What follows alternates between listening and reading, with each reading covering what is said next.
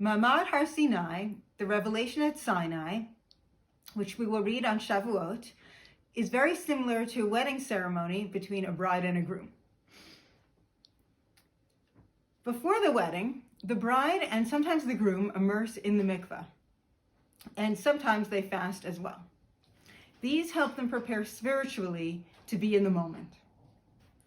The stage is set, the guests arrive, everybody stands around the chuppah. The parents of the bride and groom hold candles as they escort them. There are instruments playing, they're singing, and the bride and groom are shaking and nervous. Standing under the chuppah is the moment of truth, where the bride and groom commit themselves to each other. The groom gives the wife the ketubah, where he promises to take care of her, and he also gives her the ring, which shows the everlasting bond between them. Ma'amad Har Sinai is a very similar experience. The Jewish people prepared themselves spiritually. They immersed in a mikveh and they fasted. At Mount Sinai, there was an atmosphere. There was thunder, there was lightning, there was a heavy cloud covering the mountain. There was the sound of shofar, which was powerful, and the people shuddered. There were lights, there was music, and the people were nervous. Moshe escorts the people to greet God. And the mountain was held above their heads, literally like a chuppah. At this wedding, instead of a ring being given, God gave the Jewish people the Torah, which, like a ring, is endless. Even the ketubah has a parallel in the Torah, the Sefer HaBrit. And the people responded, Na'aseh v'nishma, we will do and we will listen. They expressed their everlasting commitment to God, the Torah, and the mitzvot.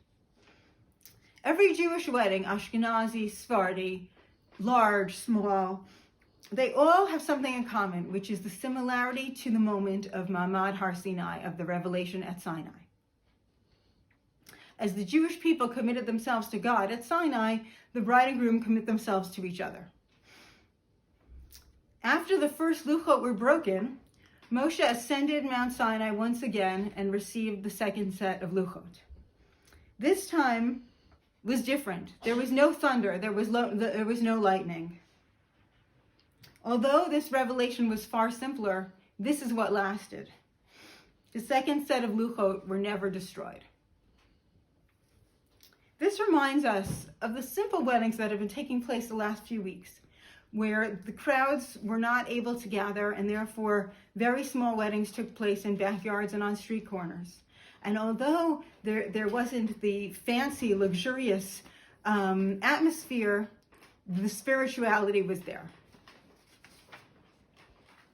This sends us a message that weddings should have a certain amount of humility.